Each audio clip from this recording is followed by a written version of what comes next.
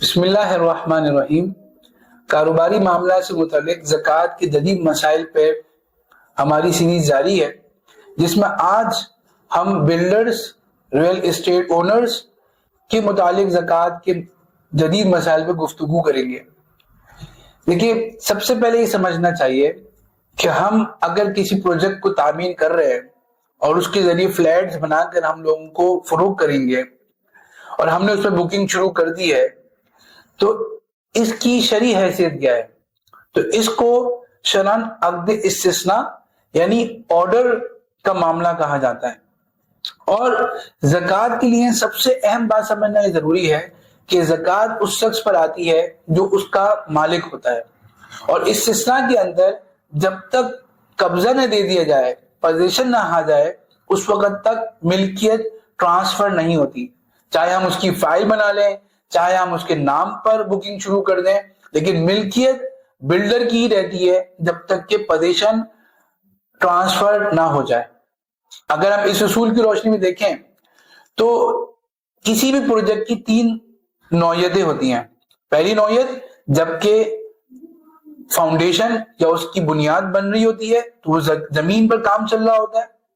دوسری نوعیت ہوتی ہے کہ پروجیکٹ جو ہے انکمپلیٹ ہوتا ہے، اس پر تعمیرات چل رہی ہوتی ہیں۔ اور تیسری نوعیت یہ ہوتی ہے کہ پروجیکٹ کمپلیٹ ہو جاتا ہے اور فلیٹس ریڈی ہوتے ہیں پوزیشن دینے کے لیے۔ ان تینوں نوعیتوں کے لحاظ سے زکوٰۃ کے مسائل میں فرق ہوگا۔ پہلی نوعیت جبکہ ہم نے ابھی کنسٹرکشن شروع کی ہے، تو وہ زمین اگر ہم نے خریداری کی ہے اور اس زمین کا مقصد یا تو اس کو بیچنا تھا یا زمین کا مقصد اس پر بلڈنگ بنا کر یا اس پر بینگلو بنا کر بیچنا ہے، تو وہ زمین بھی قابل زکوٰۃ ہے۔ اور اگر ہماری زکوٰۃ کی تاریخ آ گئی ہے تو اس زمین کی موجودہ ملکیت، موجودہ قیمت، یعنی اگر اس پر تعمیرات کا سلسلہ جاری ہے، کھدائی ہو گئی ہے، تو اگر اس حال میں اس کو ہم بیچیں گے تو آج اس کی مارکیٹ ویلیو کیا ہوگی، اس کی زکوٰۃ بلڈر کے اوپر لازم ہوگی۔ دوسری نوعیت کہ کام شروع ہو چکا ہے،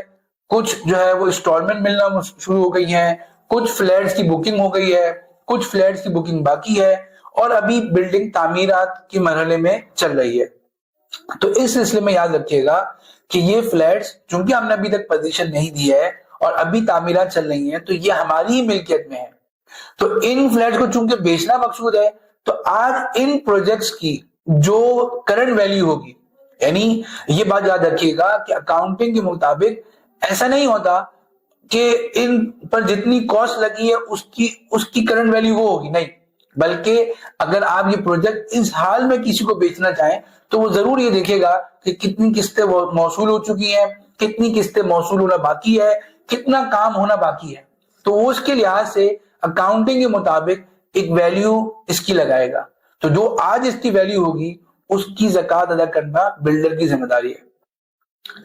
تیسری نوعیت یہ ہے کہ یہ فلیٹس تعمیر ہو چکے ہیں اور پروجیکٹ بالکل ریڈی ہے، لیکن کچھ فلیٹس کی پوزیشن ہم نے کسٹمرز کو دے دی ہے کیونکہ انہوں نے پیمنٹ کر دی ہے یا کسی بھی وجہ سے ہم نے ان کو پوزیشن دے دی ہے، اور کچھ فلیٹس کی کسی بھی وجہ سے ابھی تک پوزیشن کسٹمرز کو نہیں دی گئی ہے، ان کی چابی ان کے حوالے نہیں کی گئی ہے۔ تو جن کی پوزیشن ہم نے کسٹمرز کو نہیں دی ہے وہ ابھی تک ہماری ملکیت میں ہے، تو ان کی آج جو کرنٹ ویلیو ان فلیٹس کی، ان کی زکوٰۃ دینا بھی بلڈر کی ذمہ داری ہے۔ لیکن جن فلیٹس کی پوزیشن ہم نے کسٹمر کے حوالے کر دی ہے، تو پوزیشن ملتے ہی کسٹمر کی ملکیت بھی آ گئی ہے، تو ان فلیٹس کی زکوٰۃ ادا کرنا، اگر ان کسٹمرز نے ان فلیٹس کو خرید و فروخت کی نیت سے لیا ہے تو ان کی زکوٰۃ کی ذمہ داری کسٹمر کے ذمہ ہے، اور اگر انہوں نے اپنے ذاتی استعمال کے لیے لیا ہے تو اس کی زکوٰۃ کسٹمر پہ بھی نہیں بنتی ہے۔ اب سوال آتا ہے کہ ہم نے ان ڈیفرنٹ مراحل میں جو انسٹالمنٹ وصول کر لی ہے اپنی بکنگ کرنے والوں سے، تو یاد رکھیے گا کہ ان کا معاملہ اجرت کا ہوتا ہے، اور اجرت جیسے ہی آپ کی قبضے میں آتی ہے آپ کی ملکیت میں بن جاتی ہے۔ تو ان تمام انسٹالمنٹ پر جو آپ نے وصول کی ہے اپنے بکنگ کرانے والے کسٹمر سے، ان کی زکوٰۃ بھی آپ کے ذمہ ہے اگر وہ زکوٰۃ کی تاریخ تک باقی ہے، لیکن نارملی وہ ساری رقم کنسٹرکشن میں استعمال ہو جاتی ہے، تو اس لیے اس کی زکوٰۃ آپ کے ذمہ نہیں ہے۔ دوسری مرحلہ یہ ہوتا ہے کہ آپ نے جو انسٹالمنٹ فیوچر میں وصول کرنی ہے اپنے کسٹمر سے،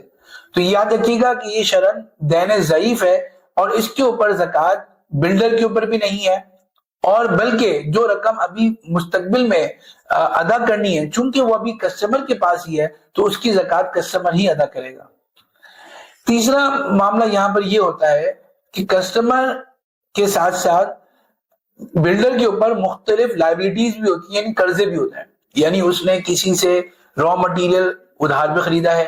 کسی سے سیمنٹ بجری جو ہے وہ ادھار پہ خریدا ہے، زمین ادھار پہ خریداری کی ہے، تو جو جو لائبلٹیز اس نے وینڈرز سپلائرز کو ادا کرنی ہے وہ اس کے اوپر قرضہ ہے جو اپنے قابل زکوٰۃ اثاثوں سے مائنس کرے گا۔ ایک اور اہم مسئلہ یہ ہوتا ہے کہ بلڈرز بعض اوقات شراکت داری و پارٹنرشپ پہ یہ پروجیکٹ بناتے ہیں، تو مثال کے طور پر 3 پارٹنر سے مل کر مختلف پیسے ملا کر ایک پروجیکٹ بنا رہے ہیں جس کو وہ آگے چل کے بیچیں گے، جس میں دکانیں بھی ہوں گی، فلیٹس بھی ہوں گے، بنگلے بھی ہوں گے۔ تو اب کون کتنی زکوٰۃ ادا کرے گا؟ تو اس کا مسئلہ بالکل واضح ہے کہ جس کی جتنی شراکت داری ہے اتنے تناسب سے وہ زکوٰۃ ادا کرے گا، اور جتنے تناسب سے وہ نفع کا مستحق ہے اس تناسب سے نفع کے بھی اندر بھی وہ زکوٰۃ ادا کرے گا۔ اور یہ مسئلہ اس لیے بھی بہت جاننا ضروری ہے کہ جو بلڈرز ہیں وہ یہ کہتے ہیں کہ ہم پر اکثر زکوٰۃ دوہری آ جاتی ہے،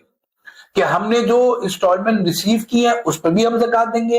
اور ان سے جو فلیٹس ہم نے بنائے ان پر بھی ہم زکوٰۃ دیں گے۔ تو یہ جاننا ضروری ہے کہ یہ دوہری زکوٰۃ نہیں ہے،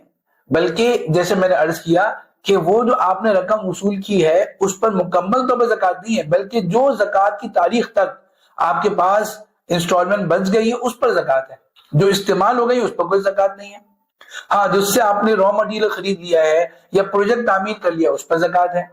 اور دوسرا جو ذہن میں آتا ہے کہ اس پیسوں سے جو میں نے پروجیکٹ بنایا ہے اس پر بھی میرے اوپر زکوٰۃ ہے، تو اس میں نے عرض کر دیا پروجیکٹ کی جو ویلیوشن لگائی جائے گی اس میں جدید دور کے تقاضوں کے مطابق